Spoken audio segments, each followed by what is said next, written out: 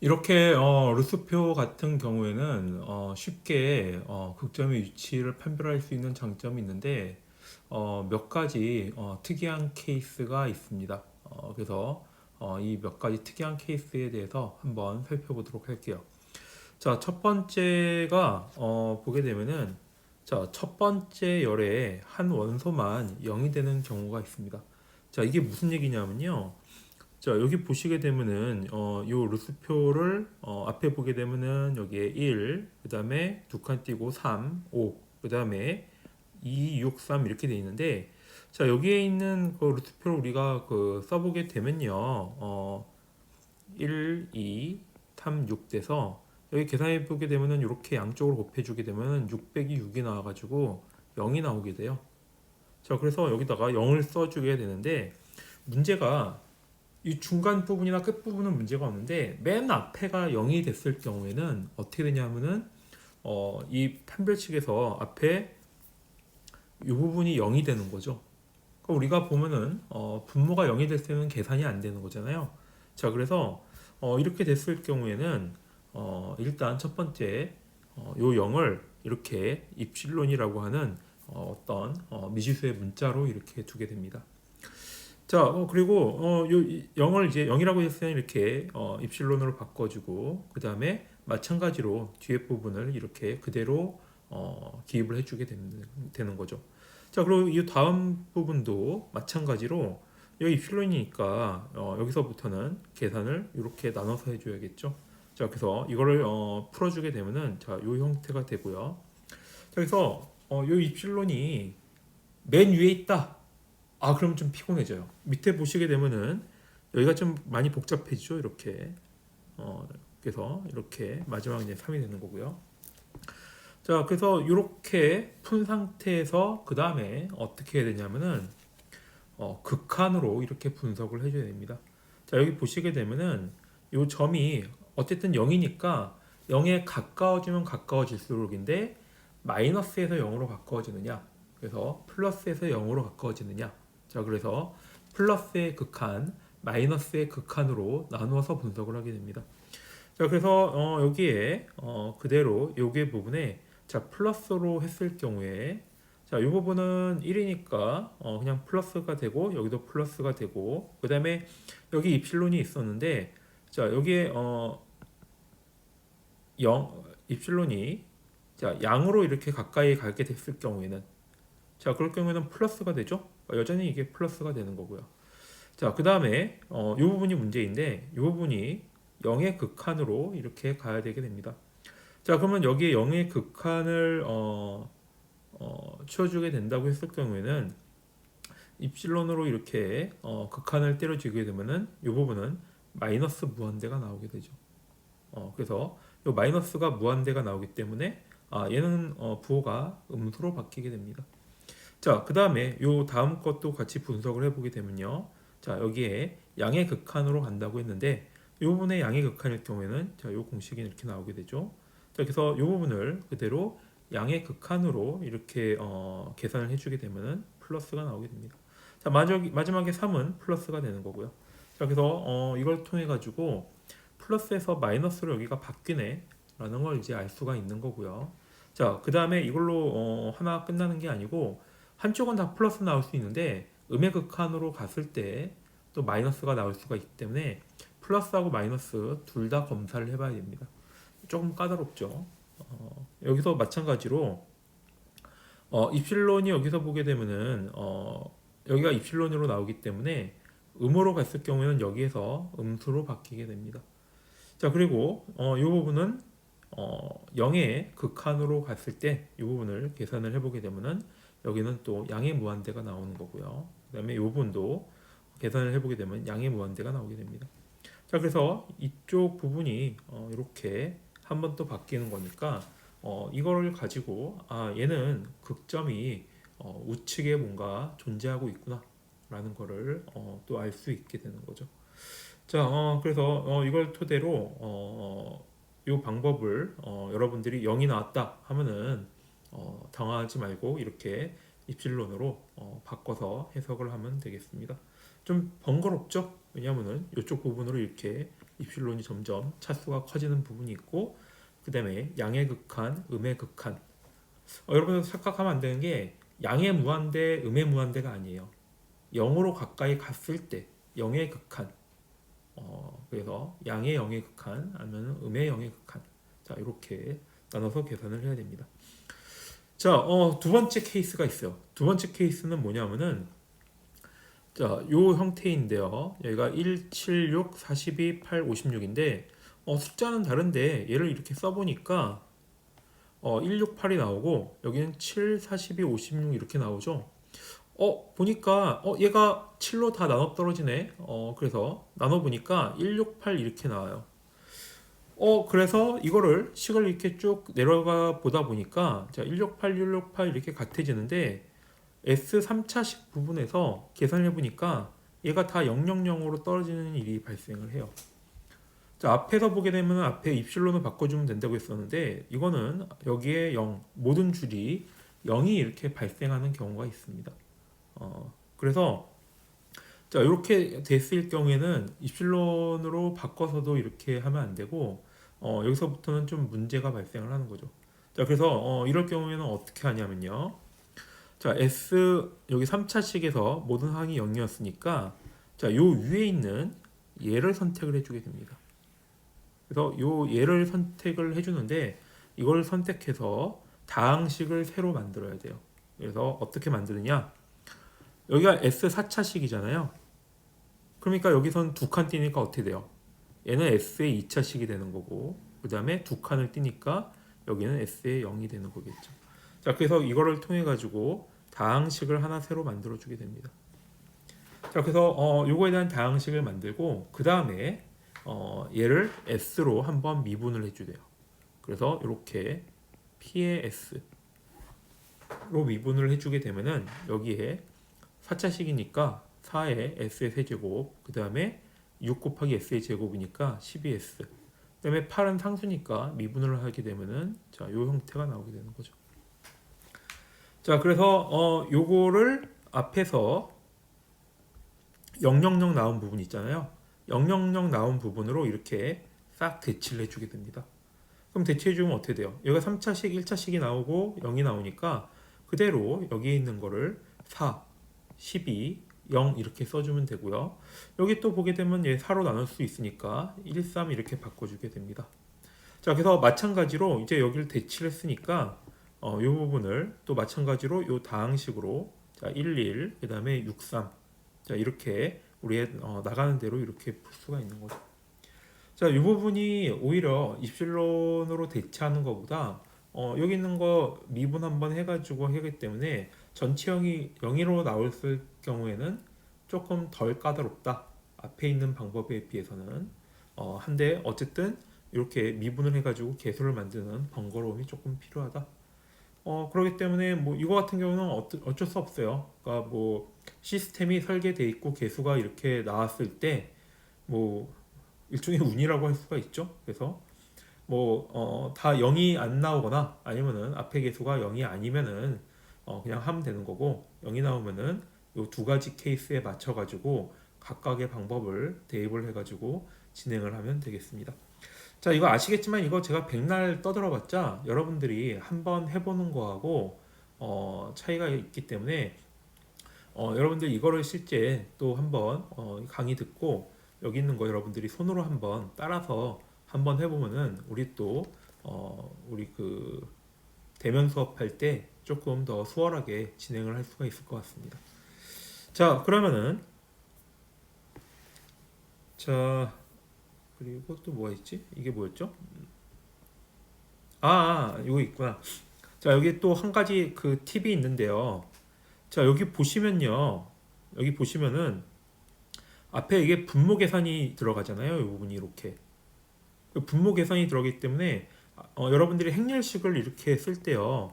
요게 뭐 3분의 1, 그 다음에 뭐 여기 3분의 1 이렇게 나면 계산이 복잡해지죠. 앞에서 우리가 보게 되면은 나누는 약분이 가능했잖아요. 그럼 계산을 간단하게 하기 위해 가지고 분모가 있을 경우에는 그냥 분모의 값을 곱해주게 되면은 요 분모가 사라지게 되죠. 자, 그래서 똑같은 수의 값으로 곱해줘도 상관이 없습니다. 자, 여기 보시게 되면 여긴 3분의 1, 00이 나오는데요. 여기에 3분의 1이 있으니까 여기에 분모가 들어가는 유리수가 나오는 계산이 복잡해지니까 여기다가 일괄적으로 이렇게 미리 3을 곱해주고 행렬식을 만들어도 계산하는데 큰 지장이 없습니다. 자, 어쨌든 여러분들 이거는 자유니까. 근데 계산 복잡하려면은 일단은 분모가 있는 분수는 조금 좀 피곤한 부분이 있죠. 이건 여러분들이 판단하시면 되겠고요. 자, 그러면은 앞에서 우리가 이렇게 요 두 개의 케이스를 봤는데요. 그럼 이제 루스표가 보게 되면은 앞에서 전체 행이 0이 됐을 경우가 어떤 경우가 되길래 이렇게 0이 나오느냐를 한번 잠깐 생각을 해보도록 하겠습니다. 자, 앞에서 이게 다 0이 나오는 케이스였었는데요. 요 0이 나온 케이스를 보게 되면은 자, 얘가 이렇게 이거를 뭐 우리가 인수분해를 해가지고 이렇게 다항식으로 만들기가 쉽지가 않죠. 이렇게 뭐 한 2차식, 3차식은 우리가 인수분해가 가능한데 4차식, 5차식 넘어가는 복잡한 시스템 같은 경우에는 솔직히 이거 인수분해가 안 돼, 딱 보고 안 나오잖아요. 자, 근데 얘가 다행히 인수분해가 되는 항들이라 가지고 얘를 인수분해를 해보면은 이 세 가지 항으로 나누게 됩니다. s 플러스 7이고요. 그 다음에 s제곱 플러스 2, s제곱 플러스 4. 자, 이렇게 항으로 나눠지게 되는데요. 여기 보게 되면은 요 딱 짝수의 다항식이 나오는 거죠. 자, 일반적으로 한번 우리가 다항식의 케이스에 대해서 한번 생각을 해볼게요. 자, 우리는 예전에 한 3차 다항식을 가지고 3차 시스템에 대해서 한번 비슷한 내용을 다뤄본 적이 있었는데요. 보통 극점의 위치가 3차 같은 경우에는 일반적으로 이렇게 구성된다라고 했었던 거 기억나시죠? 그래서 3차 같은 경우에는 실수 곡점 하나, 그 다음에 허수 곡점 두 개 형식으로 나타낼 수가 있는데 그 얘기는 S의 1차식에다가 S의 2차식인 어떤 항들 두 개끼리 이렇게 나눠져서 페어로 연결된다는 얘기예요. 그러면은 이 경우 같은 경우에는 S의 제곱 플러스 2로 구성이 되어 있고 S 제곱 플러스 4로 구성이 되어 있습니다. 자, 그러면 S 제곱 플러스 2 같은 경우에는 얘 근은 플러스 마이너스 루트 2j가 나오는 거고요. 그 다음에 S 제곱 플러스 4는 플러스 마이너스 2j가 이렇게 나오는 거죠. 그럼 얘를 극점을 실제 찍어보게 된다면은 자, 요 부분에 극점을 존재하게 되는 거죠. 얘도 보면은 극점의 위치가 요 부분에 있는 거죠. 그래서 요 전체 행이 0이 나오는 케이스는 어떤 케이스냐?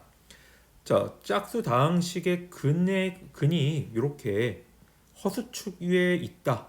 요 부분에 있다 했을 경우에는 루스프의 전체 행이 0이 나오는 경우가 발생을 하게 됩니다. 뭐 이게 왜 이렇게 되는지는 또 이거 다항식을 그 루스 호로비츠가 연구한 부분에서 이렇게 나오게 되는데 우리는 그 사람들이 연구한 거에 대해서 이렇게 하면 이렇게 된다라고 하는 어떤 부분만 이렇게 따서 이렇게 사용을 하게 되는 거고요. 왜 이렇게 돼야 되는지는 또 복잡한 이론들이 있게 되는 거죠. 자, 그래서 여기 보게 되면은 여기 A, B, C에 대해서 세 가지 패턴이 있는데요. 자, 하나는 뭐냐면은 실수이고 원점에 대해서 대칭이 되는 부분이 하나 존재할 수가 있는 거고요. 이거 같은 경우는 어떻게 돼요? 우리가 S제곱 마이너스 4는 어떻게 됩니까? 이거 우리가 인수분해 쉽게 되죠? S 플러스 2, S 마이너스 2가 있는 거잖아요. 자, 그래서 근이 이렇게 플러스 마이너스가 있을 경우에는 A 타입이 되는 거고요. 자, 그럼 이럴 경우 어떻게 돼요? 자, A 극점이 여기 부분에 있으니까 이것도 제어가 안 되는 시스템 중에 하나인 거죠. 자, 그리고 짝수 다항식의 근이 허수이고 원점에 대해서 대칭이 되는 부분. 자, 이 부분은 0이 되기 때문에 극점의 위치가 이쪽 부분에는 없지 않지만 이 부분에 있기 때문에 전체 행이 0으로 되는 현상이 발생을 하게 됩니다. 자, 그리고 자, C 같은 경우에는 극점의 위치가 양에 이렇게 위치했던가 아니면은 음에 이렇게 위치가 돼 있던가. 자, 이 현상에 따라 가지고 요 부분이 실수의 위치가 존재를 할 수가 있다. 이렇게 우리가 또 따져볼 수가 있습니다. 자, 그래서 이걸 가지고 우리가 000이 이렇게 발생했을 경우에는 어쨌든 딱 짝수 다항식의 항이 뭔가는 존재한다. 우리가 이렇게 추정을 해볼 수가 있게 되는 거죠. 자, 그럼 다음 장을 보도록 하겠습니다. 자, 그러면 이제 우리가 시스템을 해석을 해보니까 시스템이 요 루스표를 사용을 해가지고 극점의 위치를 우리가 판별을 해가지고 이 시스템이 안정한 시스템인지 불안정한 시스템인지 이제 확인할 수 있는 방법을 알았습니다. 그러면은 이 시스템이 불안정해. 그럼 불안정하면은 어떻게 바꿔야 되지? 그 부분이 좀 고민되는 거죠. 자, 그럼 여기서는 그 루스표를 이용을 해가지고 시스템을 안정한 시스템을 어떻게 만들 수 있는지 한번 살펴보도록 하겠습니다. 자, 앞에서 잠깐 이렇게 다시 한번 돌아가게 되면은 자, 여기서 이 시스템이 안정하고 안정하지 않은지는 뭘 갖고 우리가 판단을 한다고 했죠? 판단하는 게 아니고 뭐의 차에서 발생했습니까? 이 부분에 의해서 발생을 했죠. 안정한 똑같은데 분자가 값이 그냥 달라지는 거에 의해 가지고 시스템이 안정할 수도 있고 불안정할 수도 있다. 자, 이렇게 배웠습니다. 자, 그러면은 분자에 해당되는 어떤 부품 아니면 분자에 해당되는 시스템 이 부분을 잘 만들면은 되지 않을까? 자, 이렇게 생각을 할 수가 있겠죠. 자, 그래서 여기 보는 것처럼 이 분자 값이 어떤 값에 의해서에 따라 가지고 시스템이 안정해질 수도 있고 안정하지 않을 수도 있습니다. 자, 그래서 그러면 안정해지려면은 만약에 불안정하다라고 했을 경우에는 안정하기 위해서 이 분자를 어떻게 바꿔줘야 되느냐, 그게 관심 있게 되는 거죠. 자, 그래서 일단 불안정하다라고 했을 경우에는 이 값을 우리가 마음대로 넣을 수 있는 건 아닌 거잖아요. 그럼 K 값의 범위를 루스표를 이용을 해가지고 확인을 해보도록 하겠습니다. 자, 그러면 일단은 첫 번째 얘가 불안정하다라고 했을 경우에는 얘를 이렇게 K라고 임의의 미지수로 이렇게 놓게 됩니다.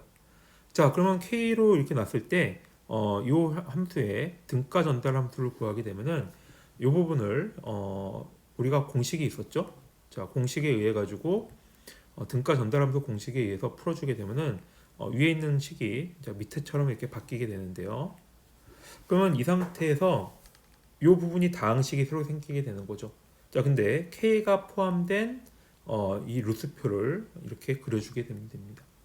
자, 그러면 여기에 3차식이니까 1, 그 다음에 두 칸 떼서 77, 그 다음에 여기는 0, 그 다음에 18, 두 칸 떼서 K.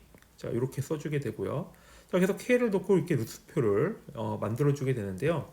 자, 그러면 K에 대해서 이렇게 미지수에 대한 조건식이 두 개가 나오게 되는 거죠.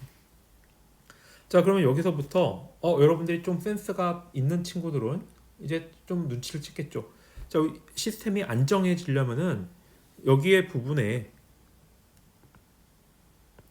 이 부분에 부호가 어떻게 된다고 했어요? 부호가 바뀌면 안 된다고 했죠. 그러니까 얘가 플러스면은 다 플러스해야 된다는 얘기예요. 만약에 얘가 마이너스면은 다 마이너스가 돼야 돼요. 자, 그러면은 근데 여기는 지금 1하고 18이 플러스니까 여기도 부호가 플러스가 돼야 되고 여기도 부호가 플러스가 돼야 됩니다. 자, 그러면 부호가 플러스가 돼야 되면 어떻게 돼요? 첫 번째가 K가 0보다 커야겠죠. K가 음수가 되면 안 되겠죠. 그래서 조건은 K가 첫 번째는 0보다 커야 된다.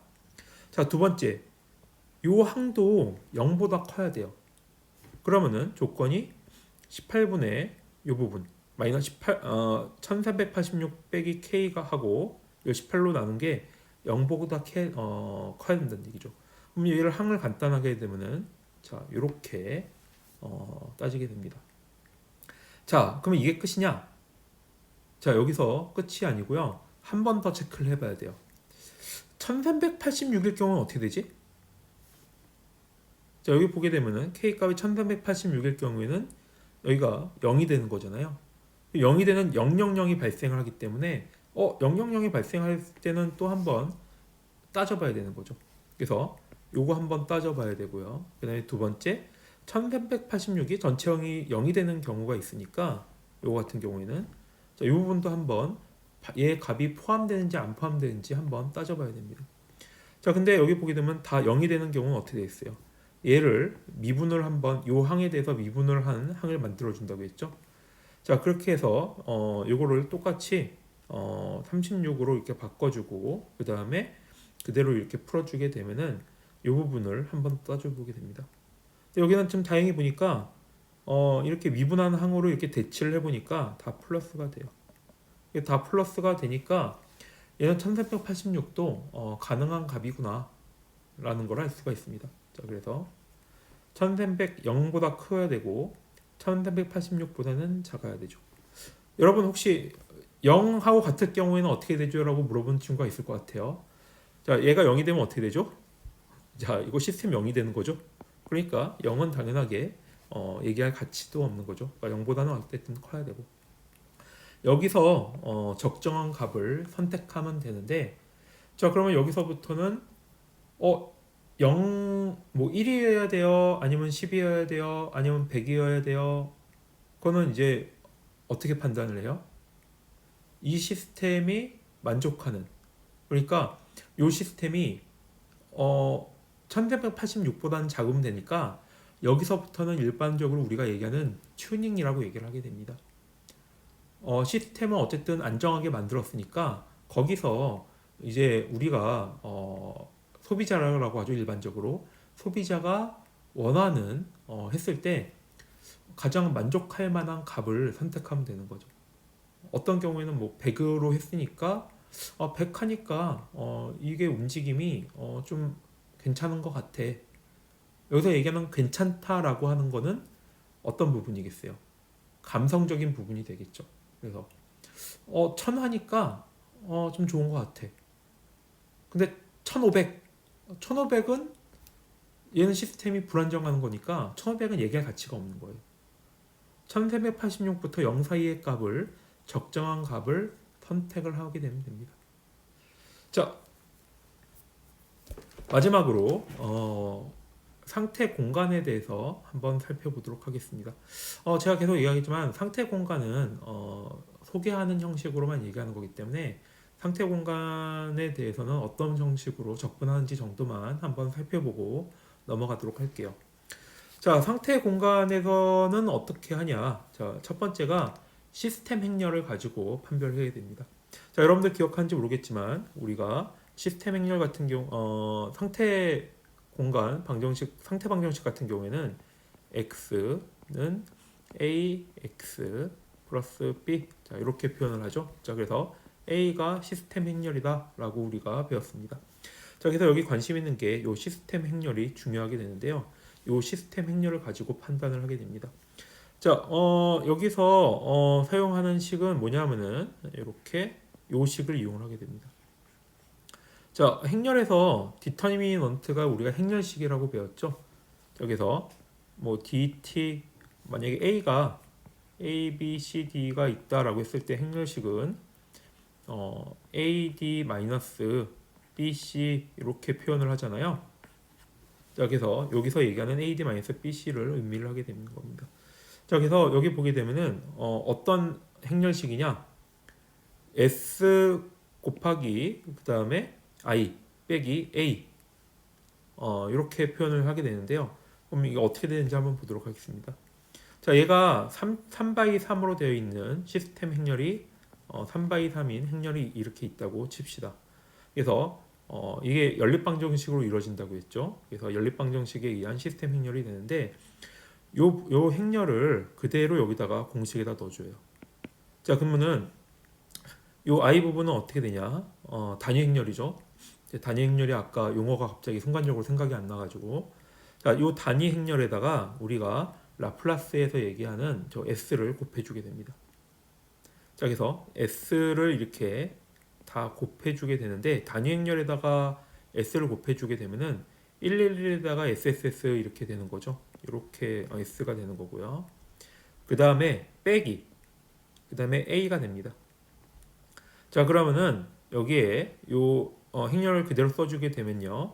얘를 빼주게 되면은 s 빼기 0이니까 s가 되는 거고 0 빼기 3이니까 마이너스 3, 0 빼기 1이니까 마이너스 1. 자, 이런 식으로 행렬을 써줄 수가 있습니다. 자, 여기에서 이제 행렬식을 구해야 되는데 제가 그래서 여러분들한테 이 부분은 그냥 간단하게 설명하고 넘어간다고 하는 게 행렬식을 구하는 게 공식이 엄청나게 복잡하죠. 2x2 같은 경우에는 행렬식이 이렇게 간단하게 되는데 3x3, 뭐 4x4 이렇게 복잡한 시스템일 경우에는 행렬식 자체가 상당히 복잡해지게 됩니다. 지금 3x3만 해도 지금 복잡하잖아요. 어쨌든 자, 그래서 어쨌든 이 부분을 3차식을 이런 3차 공식에 넣고 푼다라고 했을 경우에 얘를 나눠주게 되면은 자, 요 형태의 3차식이 나오게 되는데요. 요 3차식을 가지고 우리가 루트표를 그려주게 되면 됩니다. 아, 피곤하죠? 그래서 계속 얘기하지만 상태 공간 표현 방법은 컴퓨터를 이용을 해서 할 때 사용을 하는 거고 요 부분으로 이렇게 행렬식을 만들어주는 것까지 하고 요 부분을 또 루트표로 하는 것도 약간 웃기잖아요. 요즘 뭐 그 매트랩 같은 경우는 3차식, 4차식 같은 경우는 아예 그냥 극점을 아주 쉽게 구할 수가 있는데 자, 그래서 요 방식 같은 경우는 컴퓨터가 이렇게 많이 발전되지 않은 시점에서 개발된 방법이라 가지고 자, 이렇게 하는 거고 제 생각에는 뭐 이렇게 상태 공간 상태 행렬이 나왔을 경우에는 이 부분을 가지고 그냥 곧바로 행렬식을 매트랩으로 풀어가지고 하는 게 더 간단한 것 같습니다. 그래서 이런 식으로 한다 하는 소개 정도만 하고 넘어가면 될 것 같고요. 자, 그래서 앞에서는 이제 똑같아요.